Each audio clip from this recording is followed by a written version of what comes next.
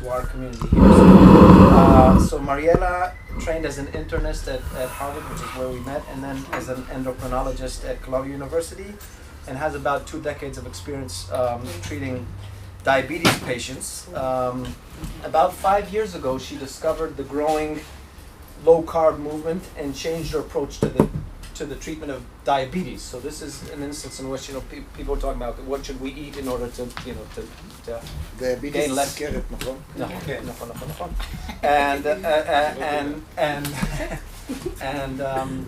And Mariela saw the particular angle that had to do with diabetes.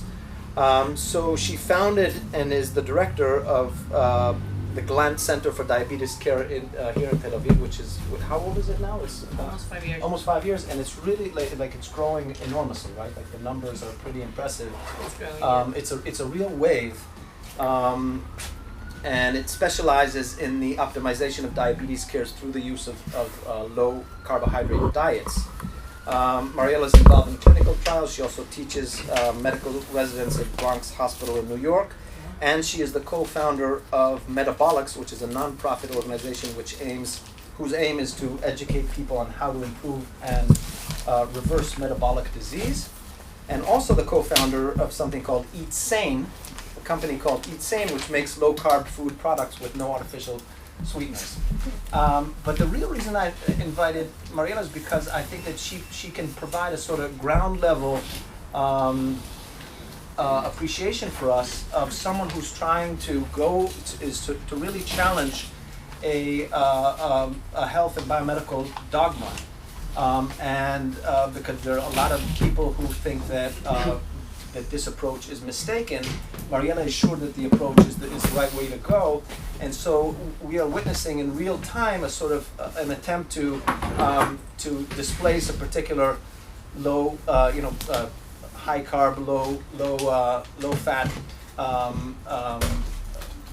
dogma of diet with the alternative, and it's really sort of it's a clash of titans, and is happening as we speak. And Mariela is one of the leaders of the challengers, and so one of the questions, for instance, just setting this up, that I think is of interest for people who are interested in sort of kind of epistemology is it the case that that when you challenge a dogma, there also it has to be something almost like sorry? Anti-dogma.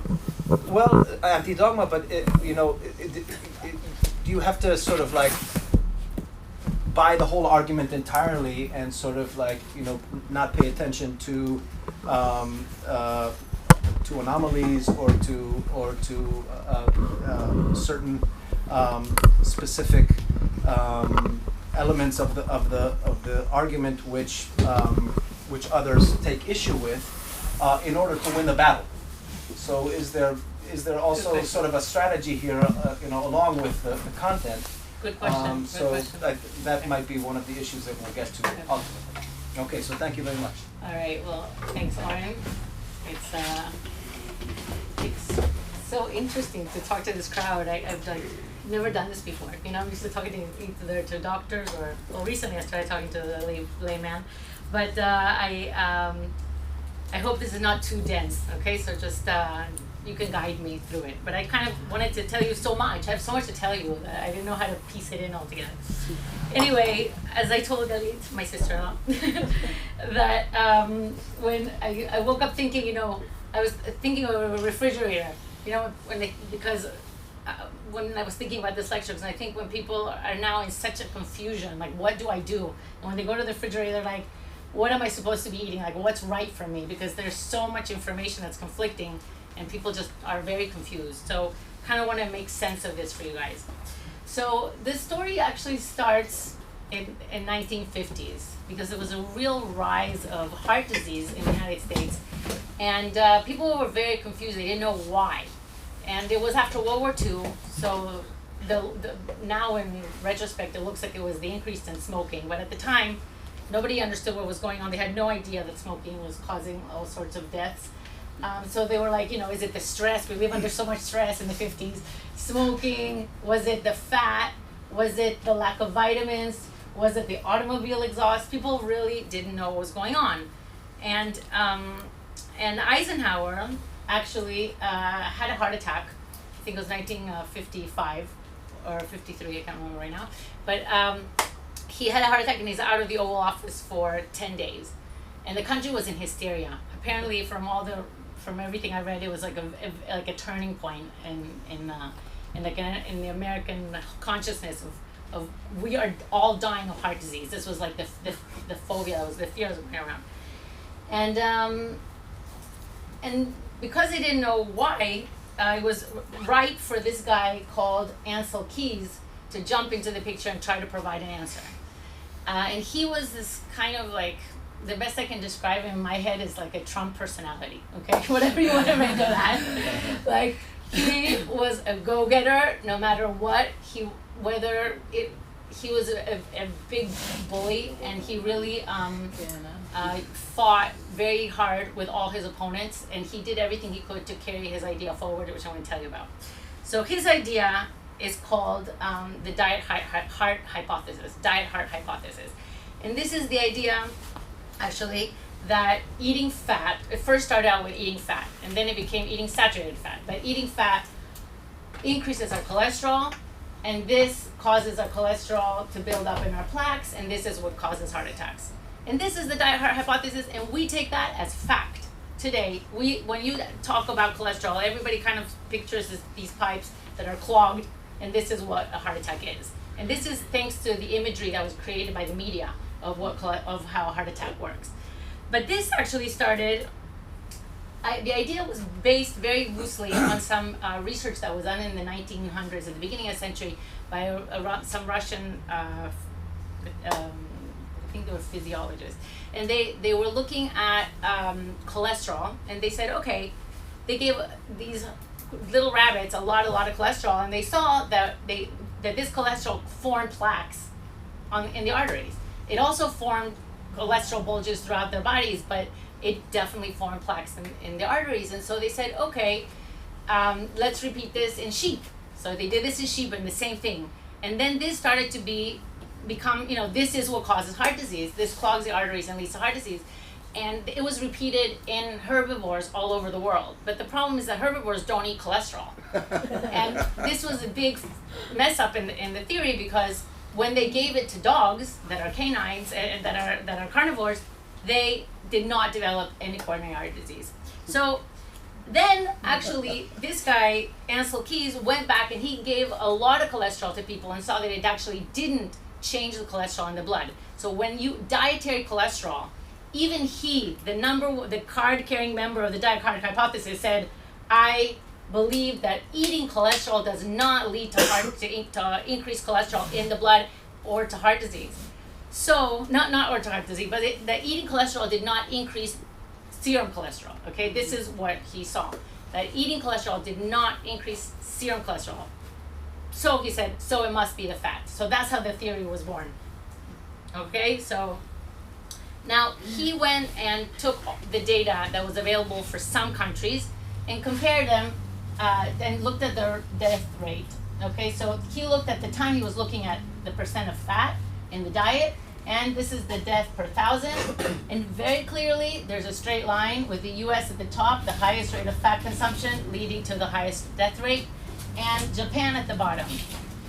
Now, okay, this is an association study, okay, and you guys probably know that association does not mean causation, and I don't have to tell you guys.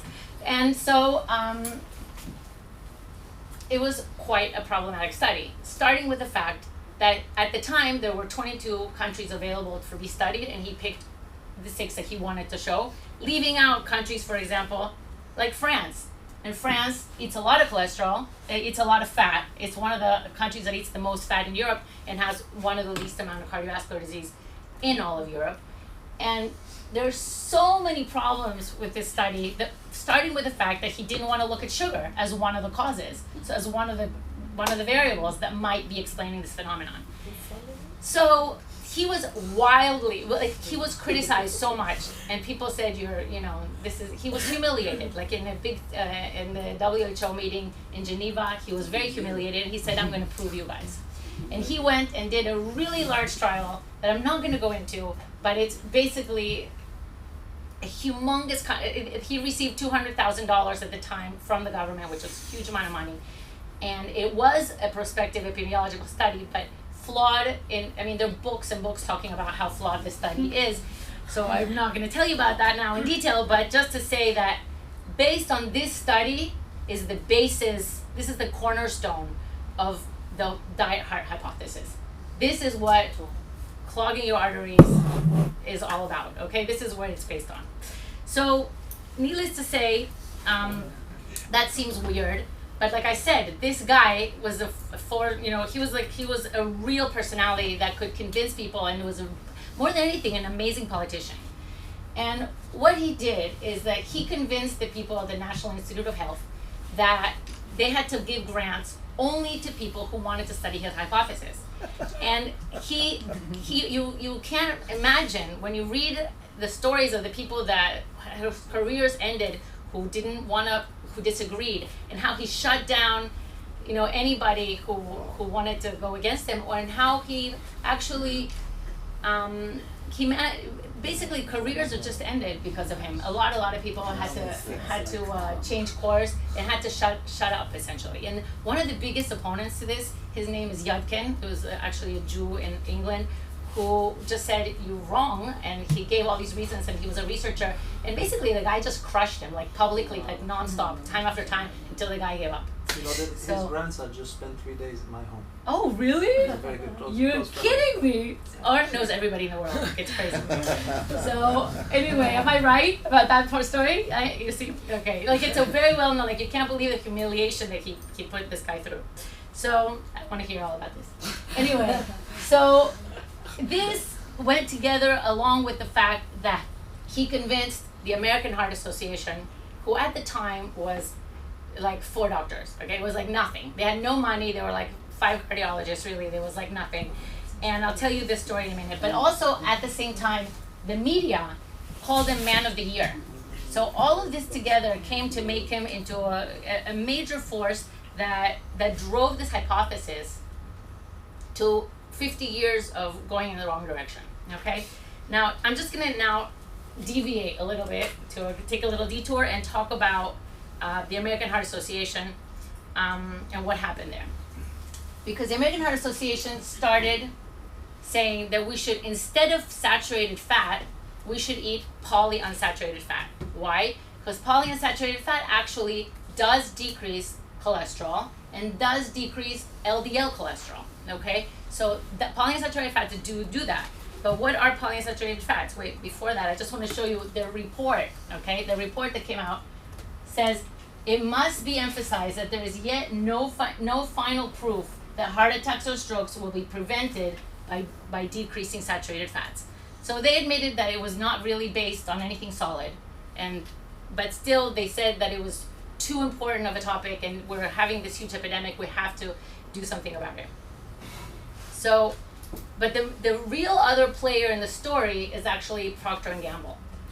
Procter & Gamble, okay? Procter & Gamble, one of the biggest in the food industry. And what happened here is this. Basically, real fats that we've been eating since antiquity are solid, okay? So for example, butter. Butter is solid at room temperature. Lard comes from pig.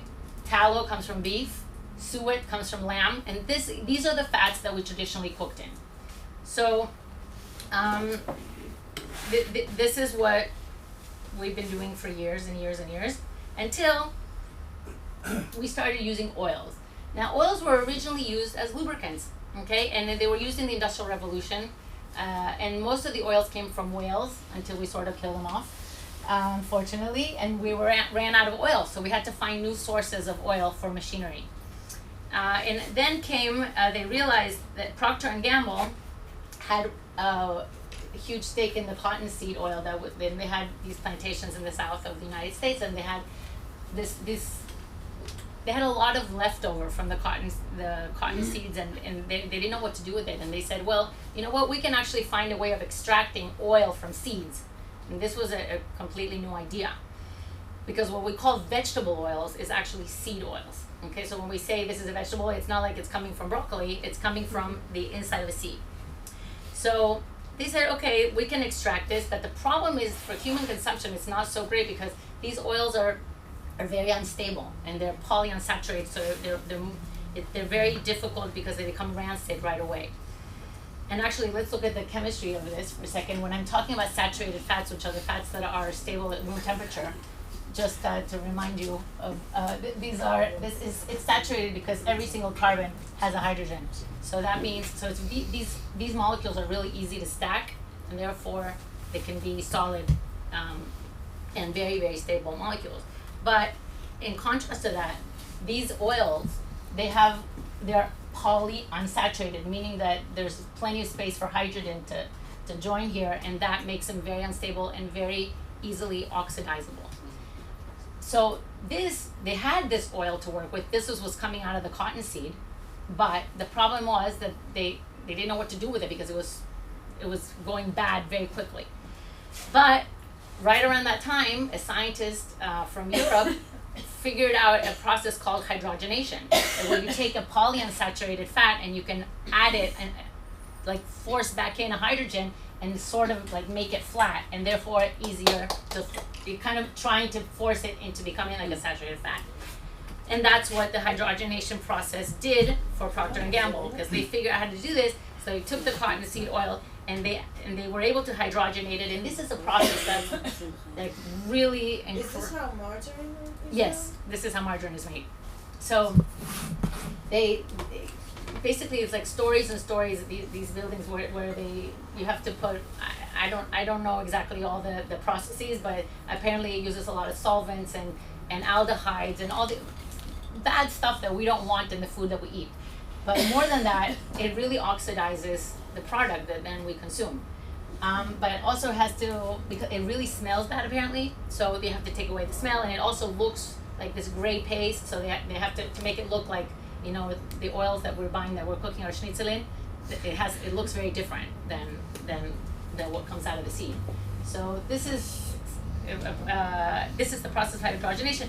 And when they figured out how to do this, then they said, okay, well, we have this thing that looks kind of like lard. So first they were like, let's maybe sell it as soap.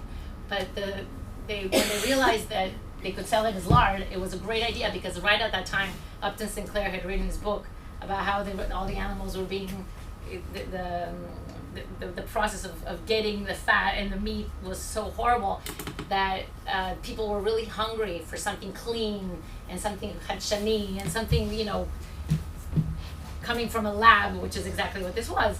So what's interesting is that they actually won awards for the most incredible advertising campaign of the century, where they actually convinced people that this is Crisco, the first product to enter the human market. Okay, where very surprisingly, the biggest market was actually the Orthodox women, because it was parv, and now they could cook everything with this Crisco, which was like, you know, the worst thing ever. But anyway, and they were telling people that it's better than butter and that it's cleaner and healthier and it's white and it's great. And anyway, so this is how things started, and they really like targeted the Orthodox women. So that's Wow. Yeah, it's really fascinating, because I mean that we're still eating that today essentially. So, but they had cookbooks, and they went out to your house and explained to you how to cook with this new Crisco. And anyway, and margarine came right along with it. And then in the 1940s, vegetable oils started coming into the market, and they figured out how to stabilize it so that it could be in a bottle, because it becomes rancid so quickly. When was this? This is in the 1940s. So anyway, like I said, this was super timely, because in the 1940s is when this came out, and then Ansel Keys comes out with this theory in the 1950s, and LDL cholesterol is lowered by these medications, by these oils. So they're like, perfect. This is exactly what we needed. So Procter & Gamble gave the American Heart Association, I think it was $1.7 million. I think that's the number, in one single day, and said, take this money and you support us, and we will support you. And chapters open all around the United States. It's the biggest organization, definitely the biggest medical organization today. that it grew from like 4 little chapters to this huge organization, thanks to Procter and Gamble, who gave all the money for it. So, so this is what happened to vegetable oils, okay? And they've increased significantly throughout the years, and they just keep increasing. So this is something that's foreign to our body. We're not meant to eat these kind of foods. So all of this coming together, at the time in 1961, the American Heart Association said, we need to promote the prudent diet. And the prudent diet was the beginning of the pyramid, but it was 1980 that actually the government came out with official recommendations of how people should eat. Okay, and this was based on carbohydrates. Carbohydrates was the base of the pyramid, and fats were really at the top. And this was very different from anything we had really consumed throughout our natural history. And what's interesting is that it was never in history has a government told people what to eat. It's just not something that was done before. But I wanted to say something else and I forgot. Anyway, a little question about vegetables, because we're not from America, and here the local oils that have been used for thousands of years are olive oil. Olive oil, sesame oil. No, sesame oil is not no, but the thing is this. You just think about it like this. If you can grind it or churn it or press it, is natural. Okay, so olive oil has been around forever and it's a super oil. Okay. But also sesame oil. Yeah, sesame oil. Yeah, but it depends how. Okay, sesame oil. It depends how you get the oil out. Okay, so sesame trina is meule. Okay, so that's great, but the oil from the sesame seed when it's in an oil shape is not so great. So oil from a pit is okay, but not from a seed. So like avocado, if you're gonna the avocado, because it's coming from the pulp itself is fine, but if it were coming from the seed, it wouldn't be okay. So you're not the seed is like it's protected. Oil comes from the seed. The pit. No, you're crushing it. You're crushing it. Yeah. No, the seed. I'm talking about the pit. No, most of the oil is from the seed. When it's from the seed, it's a shitty oil. Most of the food has It's not a toxic process to get it out. That's the question. If the process is toxic, then we shouldn't be eating it. If it's cold pressed, it's just exactly. It's not a threat to our body. How do we know that the process is toxic? You haven't yet said that. You just told us that it is, but you haven't showed us that it is toxic. It's just not a natural way to do it, but why does that mean that it's toxic? Because of the fact that it requires so many solvents and so many artificial chemicals to actually make that edible. So, So by no, I understand, but you're saying something. You're making a statement that if something is made in a very sophisticated chemical process and it isn't natural or simple, then it means that it must be not good for you. Okay, you're right. I'm jumping ahead. You're right. Okay, you're right. I'm just making differentiation. What are the seed oils? Okay, so seed oils are things that are not churned or pressed or are things that have to go through a chemical process. Okay, whether they're bad or good, we don't know. Okay. All right. So what I wanted to say is also that in the 1980s we have this. There are a lot of political forces happening because farmers started to get subsidies from the government, and this made corn and soy very, very cheap, and this has to be taken into the equation. All right. So how am I doing for time? Because I have no idea. Okay. You'll let me know? Yeah, you've got another half hour. Okay. So when you recommend to eat low fat, okay, which is the recommendation that they gave, okay, in these recommendations they said you want to decrease the fats, but you also want to decrease the saturated fats. This was part of the recommendations. So when you decrease fats, you have to substitute for carbs, because you can only have protein. There's only a certain amount you can have. So it's either going to be the players are either fat or carbs. So you can't have both. So if you have low fat, you're going to compensate with high carb. So whenever people started eating low-fat yogurt, they're actually increasing their sugar content in the food. And this is, like the Snackwell phenomenon, I call it, because they're eating all these, they think they're eating like low calorie, low carb, low fat, but it's actually all sugar. So, and what ended up happening is that the Americans actually did follow the food pyramid, and the NHIN's data actually did show that they increased their carbs by 23% in men, and in carbs by 38% in women, and hence they also increase their calories, because when you increase carbs you end up eating more. So, but they did follow the food pyramid. And what happened is this, that from 1980 when the guidelines became official, then we have a very stark turning point where we started the obesity epidemic followed by the diabetes epidemic. But what happened to the heart epidemic? Is it gone by then, or it's still there? The heart epidemic actually continues, and actually continues to this day. What's become better is the fact that we have stents and we have technology, so if you do have a heart attack, you will survive. You much more. But the heart disease has not gone down. So now I want to tell you guys a little bit of why, this is more on the medical side, why this happened. Why did we get to this epidemic with these recommendations? Why does it make sense that we got really obese following these recommendations? So I'm now switching gears to a little bit of biology. So I don't know.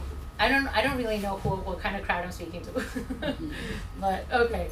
So we have blood and in our arteries, and we eat 3 macronutrients: fat, proteins, and carbs. So now when we eat fat, actually it goes from our blood, which to me is still like the outside, because it still needs to get into the cells. So it's able to slide in from the blood into the cells without a problem. Same thing with protein. When we eat protein, it gets broken down to amino acids, and it can go into the cells without a problem. But when we eat carbs or sugars, okay, the smallest molecule that it can be is called glucose. And for most of the time, there's also fructose. But glucose is a very large molecule that cannot go into the cells by itself and can only go in through the help of insulin. So insulin is a hormone secreted by our pancreas, and it is usually in a state of balance. When we eat, insulin goes up and helps us absorb, and it's a hormone that leads to growth and it leads to accumulation. And when we don't eat, insulin goes down almost to 0, and then we use our stores to feed us. So this balance is key to health. Okay, to the picture. Sure. Okay, this balance is key to excruciatingly critical to our health. Now what happens is, say we have a piece of bread, then what happens is that the insulin is released. The bread, which is now glucose, comes into the cells. The cells use what they need, and the extra goes to the liver, and it's stored as something called glycogen. And glycogen, there's about 100 grams of glycogen in the liver. But when we go beyond that, sugar gets converted into fat through a process called de novo lipogenesis. And at this point, it gets shipped out to fat cells, where it should be stored. We're supposed to store fat in fat cells. Okay, and as long as we can do that, that's fine. We can be really, really fat and metabolically healthy. But what happens is, okay, so here's the good cells, okay, the good fat cells, good healthy fat cells look like this. And as long as we can keep bringing in little fat cells from mesenchymal, like from stem cells that become fat cells, then it's not a problem, and they can keep on storing fat. The problem is that actually things like polyunsaturated oils stop the production, stop the possibility of bringing in new little fat cells. And then that's one of the factors, but there are others. Actually, it's quite complex, so I'll stop here. But what happens is that the fat cells reach a point that's basically like a fat threshold. They cannot store any more fat, and they start to look like this under the microscope. Now, first of all, we store fat in subcutaneous tissue. Fat is supposed to be keeping us, its cushion. But beyond that, when we start overdoing it, we start placing it in the visceral tissue. And visceral fat is not happy fat. by the time you're storing visceral fat, and this is the type of fat that makes us grow around the waistline, then we see that the fat cells start to become really angry. And they start secreting a lot of angry cytokines, and they start actually spewing out fat, and there's a lot of connective tissue that starts to build up around it. And instead of going through the process of hyperplasia, which is bringing in new little ones and dividing, actually what happens is that they become really, really big, and sometimes they even kind of explode. And this causes a huge inflammation. And you have a lot of, when you look under the microscope, you see a lot of cells in the immune system trying to clean up the mess. And this actually leads to a systemic infection, a systemic condition more than anything. And then what happens is that we start putting fat into places where it shouldn't be. This spilling over of fat is what triglycerides in the blood are. It's just there's no more space. So triglycerides start to go up because it's like, where can it go? It starts to spill over. And it starts to spill over into many areas. For example, the liver. Now, fatty liver was a condition that did not exist before 50 years ago. Doctors didn't know what fatty liver was. They only attributed it to alcohol. But then they started seeing patients that developed fatty liver and that denied any drinking. So they were like, what's going on here? And finally, now it's an epidemic, and everybody has fatty liver. Like, primary care doctors don't even react to it because there's so much fatty liver.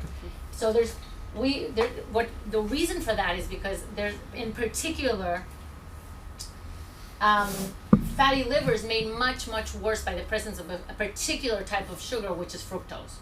When we taste something sweet, like, for example, fruit has fructose, okay? Or when we have sugar, table sugar, it has fructose. When we eat a piece of bread, we see there's glucose, so you don't feel the sweetness. You don't realize that you're eating sugar, but because it doesn't have the sweet taste. But fructose, Coca-Cola, orange juice, this is like accelerating the process big time. In Israel, you don't use high fructose corn syrup to make Coca-Cola.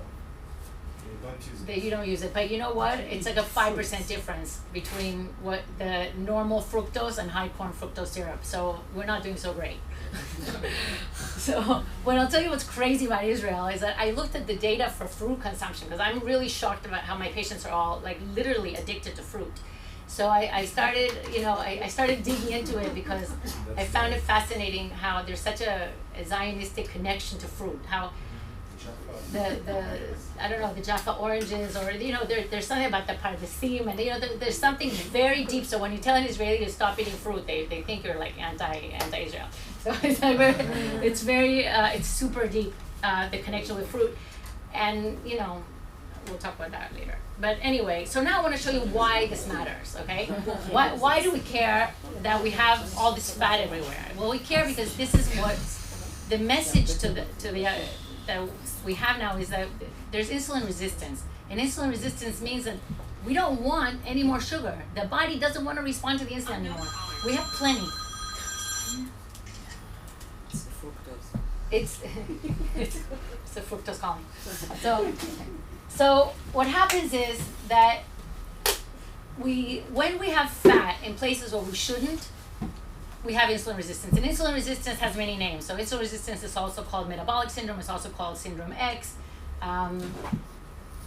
Those are pretty much the names. But I want you to understand what this is, because this is the basis of all of our chronic diseases, pretty much, if I can make a bold statement like that.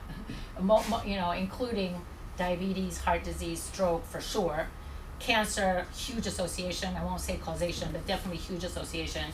Alzheimer's, huge association. So all of the diseases of our century right now are very linked to the process of insulin resistance.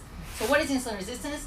Insulin resistance means that in this case, they took two groups of people that were normal weight and obese patients, and they gave them meals. And they saw what happened to the sugar. It went up, came down, went up and down, went up and down. Nobody had diabetes. Sugars went up and down together. Whether you were obese or normal weight, same thing. But look at what happened here. Look at the insulin levels. In the people who were normal weight, it went up and down, and back to pretty much zero, not zero, but very close to zero between meals. But in people with insulin resistance, they had to push so hard to get that sugar in. That pancreas was working so hard to get the sugar out of the blood into the cells that look what happens. It goes up really high, doesn't go down to zero, keeps going up. So all the time, the patient or the person is in storage mode, all the time storing. And remember we talked about that balance, how important it is to be down so that you can use your own stores for energy. So now, this is the definition to me of insulin resistance. So what I told you about these normal weight people and this obese people, but actually 70% of obese people are insulin resistant. And what's to me super interesting and very important to keep in mind is that 25% of people who are normal weight are insulin resistant. So people don't realize that they're walking around with insulin resistance. So how do we know if we have insulin resistance? Normal weight is BMI? BMI, yeah, less than 25.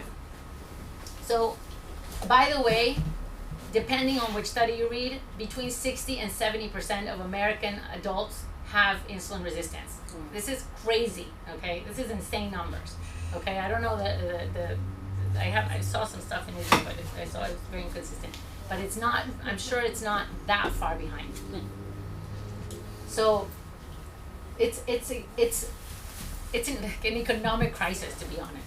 So what are the signs and symptoms? Okay, that when a person has hypertension, actually, it's a manifestation of insulin resistance. High triglycerides, manifestation of insulin resistance. Low HDL, insulin resistance. Weight gain, insulin resistance. And high sugar, insulin resistance. When people say, oh, I have a little bit of sugar, like 101, 105. Okay, insulin resistance. That's what we're talking about. When it's too much manifestation, it becomes diabetes. But diabetes is just a continuation. Diabetes is low HDL. So this will be very. So this Take is. a breath. Yeah, okay. Yeshita pitaw, not yagi. Okay. Anyway, so this is what we're talking about. Diabetes is just like this, but severe. Okay, but in the end, it's the same thing.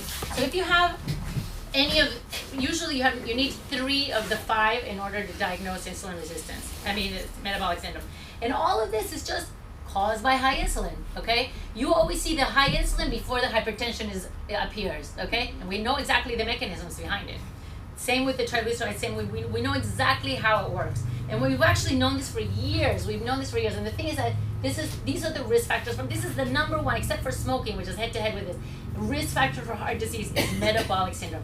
Notice that LDL is not here. LDL cholesterol does not really increase cardiovascular disease. It's a it has like an odds ratio like 1.1, okay? It's very, very low, very low. But we confuse it because it's a very confusing topic, actually. Okay. So here's the thing. We've known this for a long time. This guy called Gerald Reaven in 1988 presented to the American Diabetes Association the Banting Lecture. It's like a very big honor. He presented his 20 years worth of work where he showed this very clearly. Hyperinsulinemia leads to the metabolic syndrome, which at the time he called it Syndrome X, and which actually leads to cardiovascular disease. And the thing is that the next step would have been to say, so stop eating carbs, because carbs is what leads to all of this. But he couldn't, because 1988, we're talking about the peak of the low-fat movement. So he stopped short from saying the next step. So let's look, for example, at a study done by Reaven, just to give you an example, where he took 600 people with normal insulin, didn't have diabetes, and what he said is, they measured they measured a lot of things, but they also measured their insulin levels, and they followed them over time. And it was just a 13-year prospective study, and whoever had high insulin, who fell in the highest quartile, had the highest chance of developing coronary vascular disease. And this repeats itself in so many trials, okay? And I'm not going to go through all of these, but no matter how you piece it together, there are just so many. And I also just included this because this is for cancer mortality, but it makes so much sense to me, and it's a whole huge topic, but the fact that cancer is growth and insulin is growth, so it goes together, okay? And a PET CT scan is, where's the insulin, where's the sugar? That's where the cancer lights up. They're just there's so much there, and we're really not paying attention to it at all yet. Also, the connection with Alzheimer's I mentioned, but I'm focusing right now on the cardiovascular part. So besides the long-term problems, what about now? What about what's going on now? Why should I care that I have high insulin? Well, first of all, we should care because we know that insulin causes weight gain. Okay, we just said that insulin is a hormone of storage. Okay, and the fastest way for me to make someone fat is to just give them insulin. Okay, you want to make people don't want to take insulin. One of the reasons being that you know that if you're going to start treatment with insulin, your diabetes might get a little bit better. It will treat the symptom because you're just pushing the sugar in. Okay, you didn't really improve much more than that. You increased all your cardiovascular risk factors. So that is also true if you're not a diabetic and taking insulin from the outside. This also happens when your own pancreas is secreting so much insulin. If you have a great pancreas and you're secreting a ton of insulin, you may never have diabetes. Only about 10% of these people develop diabetes. So you may never know it, but your pancreas is working overtime. You have good pancreatic genes. But that doesn't mean that you're healthy. The thing is that insulin makes you want to eat, in particularly sweet things. So people are, they're like, oh, I can't conceive not eating, rice or pasta, and I dream about what I'm going to eat next. These people, when you hear people talking about that, you know they have high insulin levels. So it's pretty consistent. So we're in this cycle where we eat carbs, and we eat so many carbs that we don't even notice like what normal is anymore. Our glucose levels rise, insulin levels rise. This makes us hungry and it makes us gain weight, which in turn makes us want to eat more carbs. So we're in the cycle and we've got to stop it. So how are we going to do it? Are we going to stop it by decreasing our calories? No, right? We've done this for 50 years and it has failed tremendously. So we're going to do this by changing our hormonal balance, because this is what we've been talking about, is the hormone insulin being the primary one. There are many other hormones, but this is like the king. So we want to achieve the lowest amount of insulin, okay? And when we do that, how are we going to do that? Well, let's look at, again, what we talked about earlier, but in a different way. When we eat carbs, it requires a ton of insulin. When we eat protein, it requires insulin, but less. And when we eat fat, it requires almost no insulin.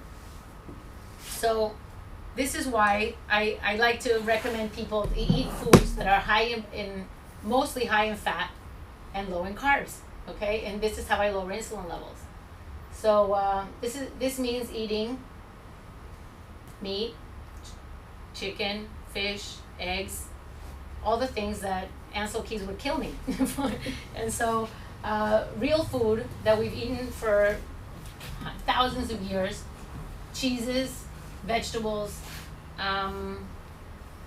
olive oil. And if we do that, we actually get healthy again. All right? In Israel, we have the tchina, like I said. What should gout patients do? Do the same thing, because high uric acid is just a manifestation of fatty liver. Okay? When glucose, through the process of de novo lipogenesis, is converted into fat, one of the byproducts is uric acid. Right. And so uric acid, which by the way inhibits nitric oxide, which is very important for arterial flexibility, and therefore leads to hypertension over time. But uric acid is just another manifestation. Should be on that list. It is sometimes on that list as well. So on the list of symptoms. Okay, uric acid is just, and these patients, when you put them on the diet, uric acid goes up for a month and then goes down to levels like 2, really goes down. So, all right. So we also need fats, because fats have a lot of vitamins and protein, zinc, magnesium, retinol, selenium, calcium, vitamin D, things that we can't get in the same original form in other ways. So, for example, you can get some of the vitamins in vegetables, but they don't come packaged exactly like they come with fat. So the dietary guidelines by different organizations actually are still trying to push down saturated fat as much as possible, less than 7%, okay? And I'm recommending about 60% fat, okay? How so much it's 60%? 60. Yeah. So, like, eat the fatty part of the meat and not the... Right. So when you look at hunter-gatherer societies, they always eat the fat first. Okay, they always eat the fat first and the muscle last. The fat first, then the liver and the internal organs, and then the muscle. Oh, really? When we talk about the vitamins, what about the vitamins in pills? So you can take pills. It's also a way of supplementing, like vegetarians and stuff need to supplement. So it's okay. It's okay. It's okay. So, the question is this gonna hurt? Is this eating all this stuff? Is this gonna cause a heart attack? Well, let's look at what the randomized controlled trials actually show. So it looks like it doesn't, okay? So when you look at really well done randomized controlled trials, there is no signal of increasing cardiovascular disease, okay? So this is what we see. These are meta-analyses of different trials. But I think the most interesting trial is actually done by Keyes himself. And Keyes himself said he wanted to prove the die-hard hypothesis. This hypothesis has been tested on on thousands of people. But what he himself did in Minnesota, he took inmates and fed them. So this was the theory, right? I'm going to replace saturated fat with vegetable oils, and this should decrease the serum cholesterol because it always does. And then this should decrease cardiovascular disease. So they did that, and actually 9,500 people were randomized, and it was the kind of study that you could never do today because it was done in inmates with no informed consent, etc. So not exactly, but they did have excellent control because they knew exactly what they were eating. So in the end, this was the result. Okay, this was the group, the experimental group that got the polyunsaturated fat, and this was the group that got the standard diet at the time, which was with saturated fat. And there was an increase in deaths in the group that decreased their saturated fats. Now this study was of course not what they wanted to show. They were devastated, so they didn't publish it. Oh my. Yeah, and this story repeats itself like over and over again, by the way. So they didn't publish it, and this was finally published, and the data came to light, and it was finally published in 2016. And stories like this abound. There's so many of these. But I think this is interesting because Keyes did this himself. This is his work, and it's an unbelievable story. So anyway, when we do treat people like this is, for example, let's look at weight loss. So this is the A to Z trial where they compared 4 different types of diets.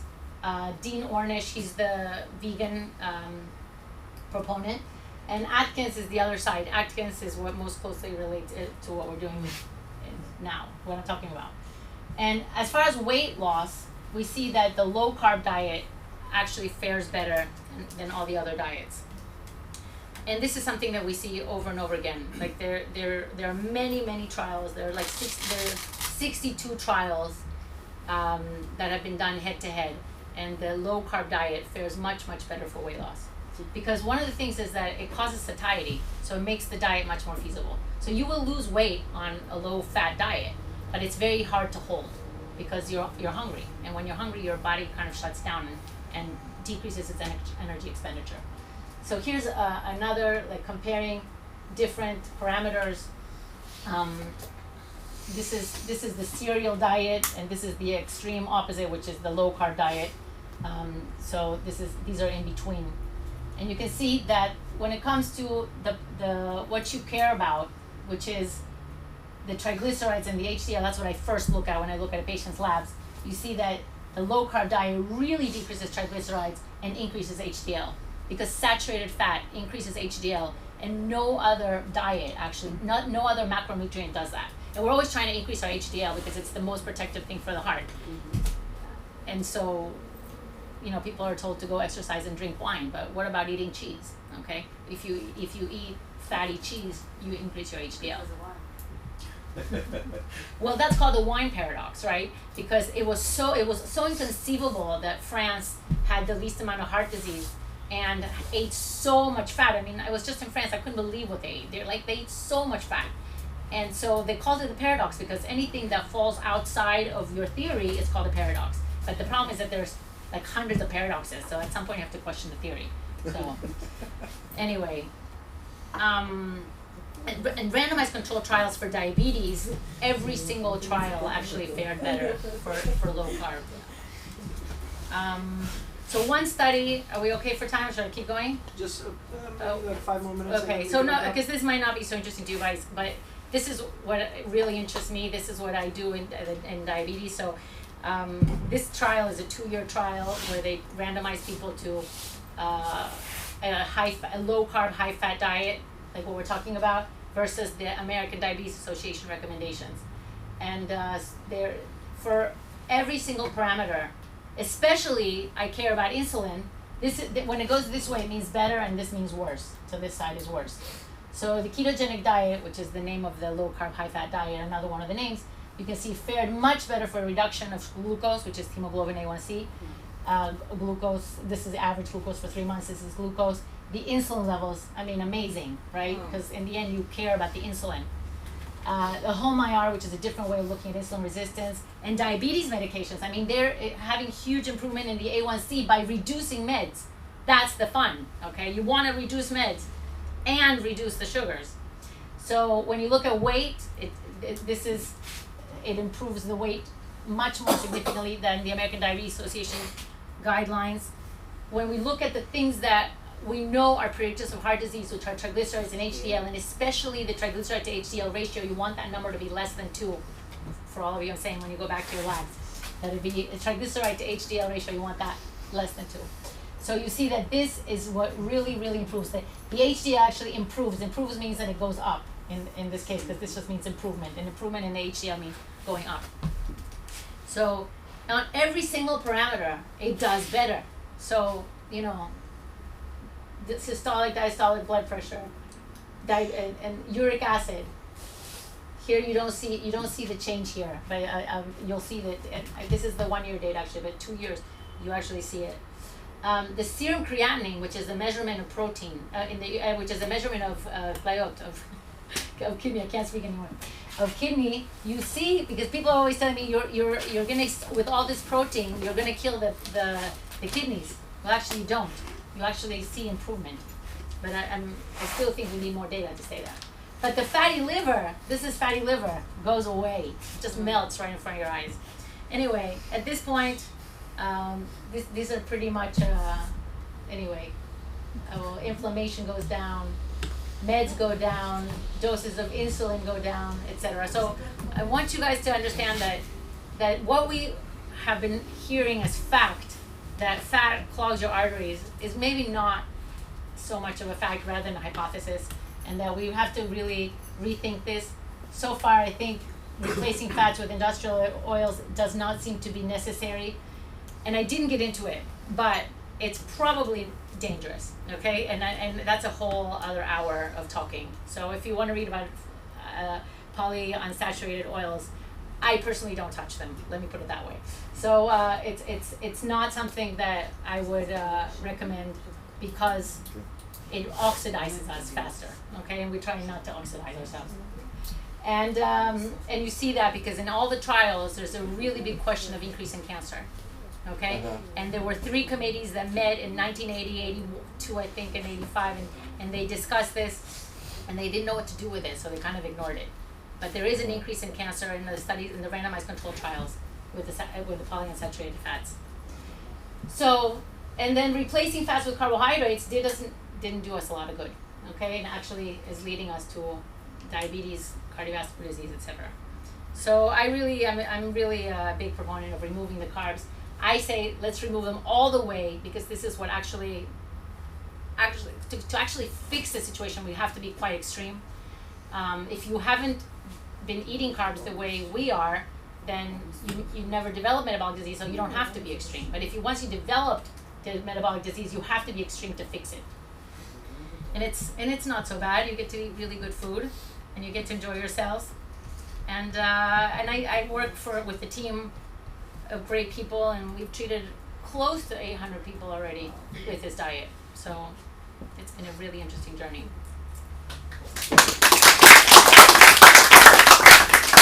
All right. So לא לעברית. כן.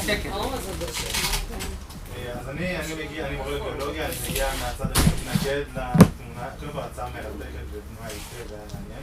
אני מגיע מהצד שמתנגד לזה כי אני כרגע מאמין שיש הסבר אחר, הרבה יותר פשוט לעלייה בהשמנה. אנחנו חיים בחברת שפע, יש לנו הרבה יותר מזון ממה שהיה לאבותינו, החל ממלחמת העולם השנייה ואילך.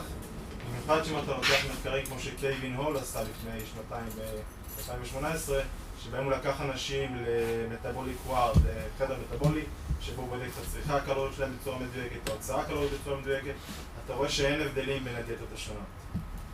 אז אולי זה עובד, אבל זה עובד לא בצורה שהאנשים שמאמינים על הרעיון של אינסולין הוא המפתח, זה לא הסיבה, אלא אולי דברים אחרים. Listen, there are many things, okay?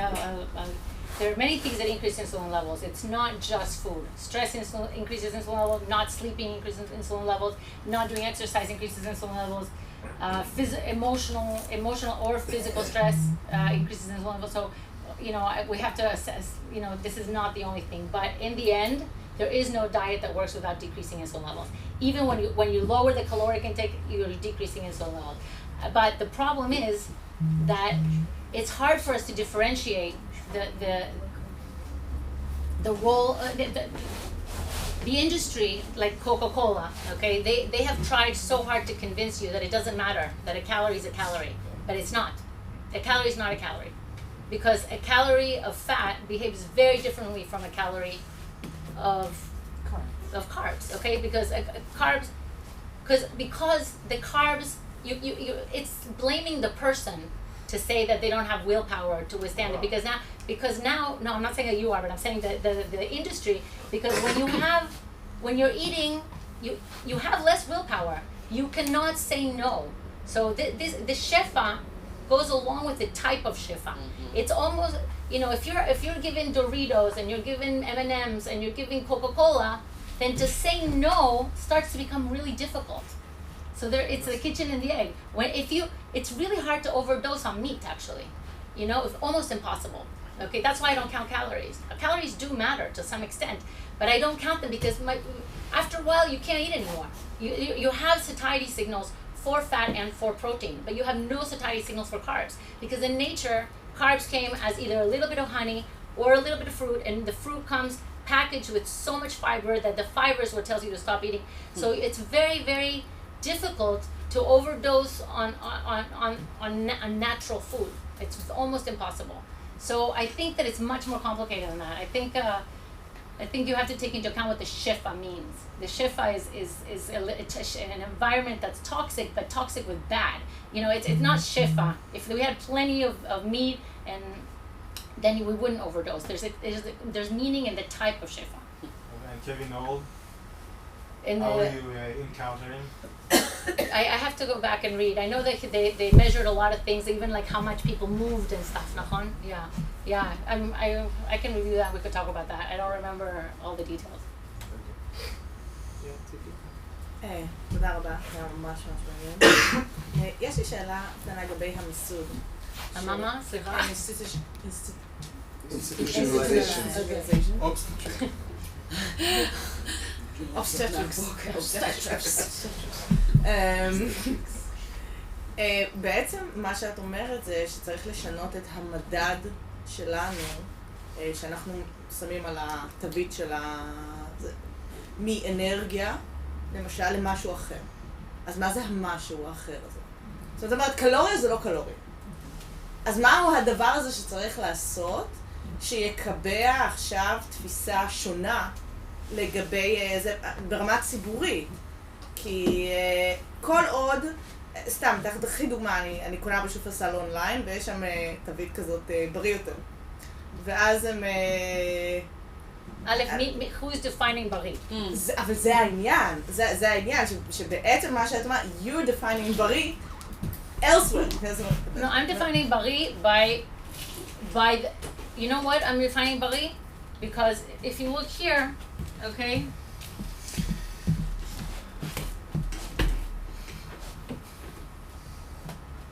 this is a score published by Harvard, okay? This is a scale, it's a calculator that tells us what is your 10-year risk factor of developing heart disease, okay? So that's to me, that's health. Out of all of the parameters, they picked these parameters to predict health. Okay, and those parameters are triglycerides and HDL and what were the things we mentioned. So, those are the things you want to improve. So it's not that I have my own definition of health. I'm going with what we know today to predict cardiovascular disease. So it's not like it's a different definition. So now you have scales of these parameters that you can go and put it on the cottage. Well, I see what you're saying, but you have to. It's complicated, right? Yeah. What I'm saying is that you want to know what you want to. So look at the carb content, because out of everything in there, the thing that's going to trigger the most insulin release, which is in turn going to trigger, the more small LDL, which is bad for you, and etc. It's gonna the stuff that is going to the parameters are going to change in your favor. Are usually going to be those that decrease insulin. So you want, and that which decreases insulin is the lack of carbs. And it's not on the usual table we have. No. So, but you can look for carbs. I mean, you can look for carbs on the label. Okay. And I can show you how to do that. Red labels of very, very fat. You need to look for fatty yogurts and fatty cheeses. You need to look for, but you don't want the fat, and the worst is the fat and the sugar combined, right? Like Ben and Jerry's. You don't want that. Ram in the middle. What did you say? Recently, עולה, אתה מחייך. We'll lower the insulin levels. מה ניסה להתקן? כן. או סטרס מעלה את האינסולין,